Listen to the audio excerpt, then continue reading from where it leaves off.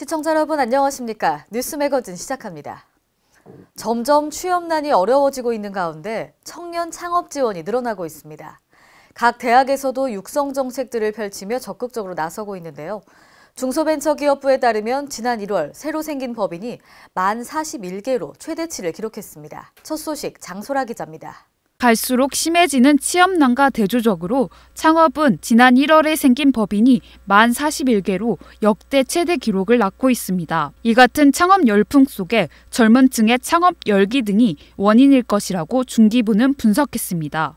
중기부는 2011년부터 선도대학을 선정해 창업지원단을 통해 대학생 창업자를 육성하고 있습니다. 창업동아리는 창업교육과 멘토링, 한 해 최대 500만 원의 지원 등 대학생 창업을 지원하고 있습니다. 창업동아리를 통해 기업으로 발전한 전북대 홍현우 학생은 마카롱을 제조 판매하는 1인 기업을 운영 중에 있으며 월 200에서 300만 원의 수익을 내고 있습니다.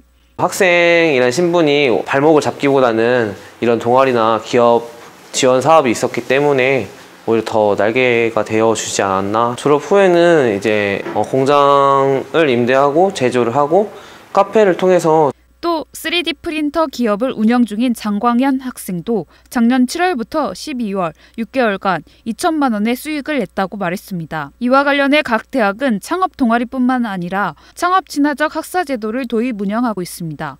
K랜 장소라입니다. 서울 시민들의 태양광 설치 신청부터 사후 관리까지 원스톱으로 지원하는 서울에너지공사 태양광 지원센터가 지난 12일 정식 출범했습니다. 시민들의 상담, 문의를 담당할 태양광 콜센터와 권역별 지원센터도 운영을 시작했습니다.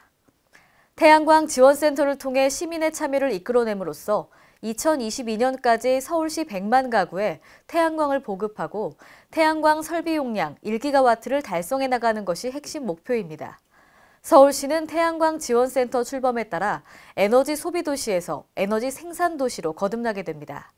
공사는 2018년 서울 시내 12만 5천 가구 등 총 80메가와트 용량의 태양광을 보급하는 추진 목표를 세우고 있습니다.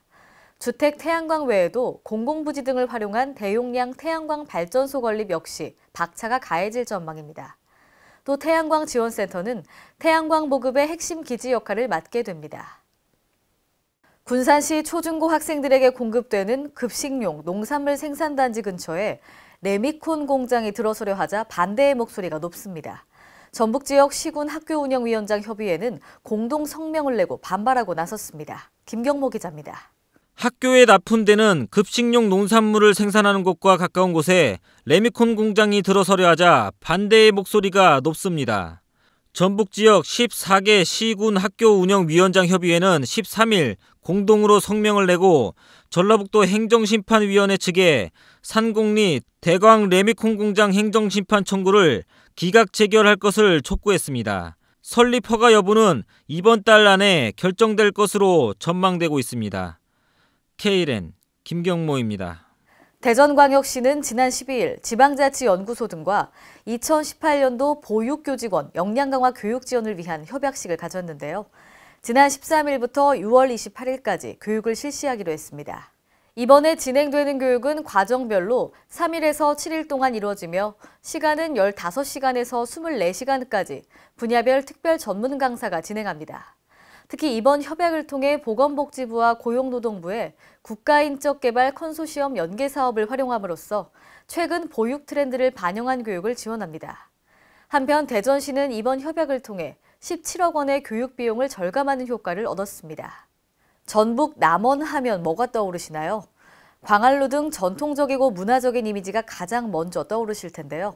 남원시 의회 양희재 의원은 많은 관광객 확보를 위해 한복을 활용한 다양한 콘텐츠가 필요하다고 주장했습니다. 전예은 기자입니다.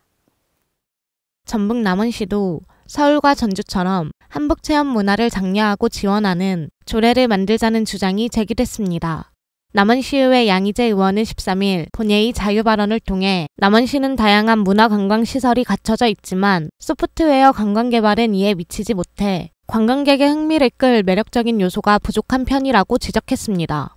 이어 남원시는 한복을 활용한 다양한 관광 콘텐츠와 프로그램을 개발해 관광을 활성화할 수 있는 방안을 마련해야 한다고 촉구했습니다. 그는 한복 체험 관광이 성공하려면 관광명소 곳곳에 다양한 콘셉트의 포토존을 설치하고 한복을 입고 즐길 수 있는 다양한 체험 프로그램과 이벤트도 준비해야 한다고 강조했습니다. 한복을 활용한 다양한 관광 콘텐츠가 개발되어 많은 관광객들이 남원을 방문하고 양 의원은 다양한 체험시설을 설치, 운영할 수 있도록 해야 한다고 주문했습니다. K랜 전예입니다. 지난해 6월 문재인 대통령이 가야사 복원 필요성을 제기했었죠. 이에 전북 가야가 다시 급부상하고 있습니다. 올해 92억여 원의 사업비를 확보해 53개의 발굴 사업을 진행합니다. 장소라 기자입니다.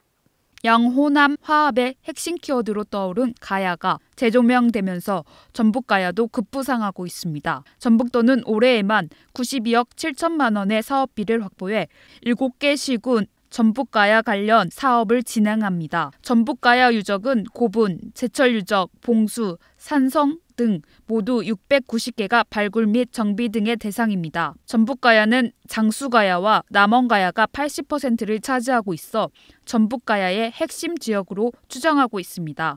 오는 3월 말 전북 남원의 두랑리, 유곡리, 가야, 고분군이 국가지정문화재로 지정됩니다. 또한 지금까지 발견된 봉수대 68개의 최종 종착지가 장수가야를 향하고 있어 학계는 장수가야를 전북가야의 도성이 있었던 곳으로 파악하고 있습니다.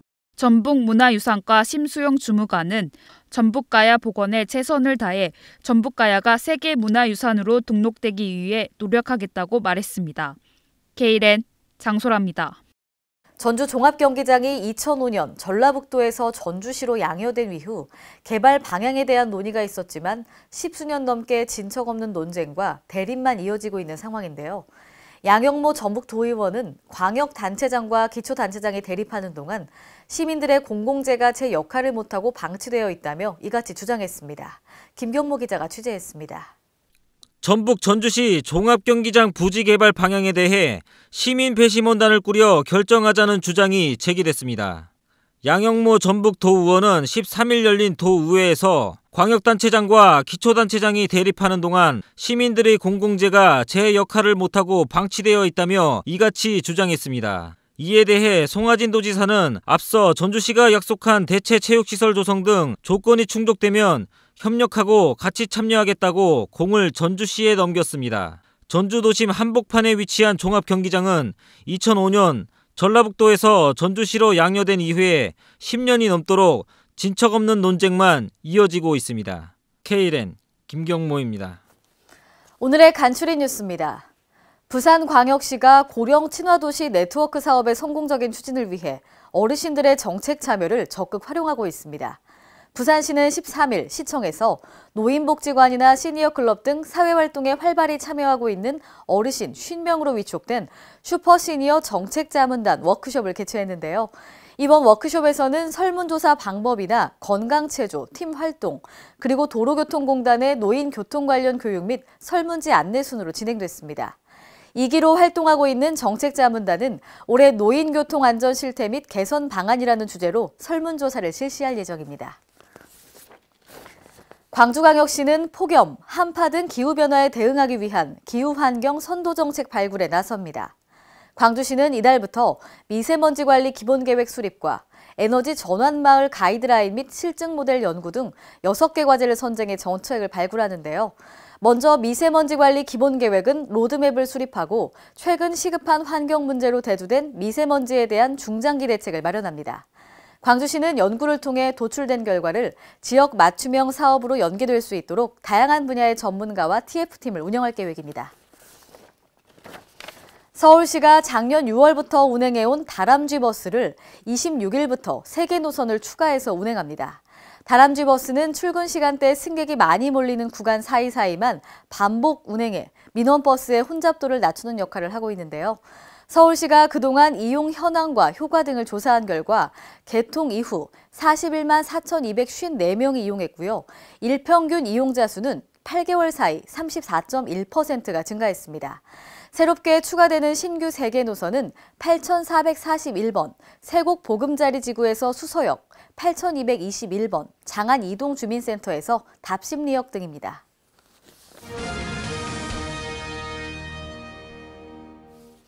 오늘의 단신입니다. 행정안전부는 자치분권 추진체계를 개편하기 위한 지방분권 및 지방행정체제 개편에 관한 특별법 개정안이 13일 국무회의를 거쳐 공포 20일 날 예정된다고 밝혔습니다. 법률안은 주민의 실질적인 참여와 권한 강화에 중점을 두고요.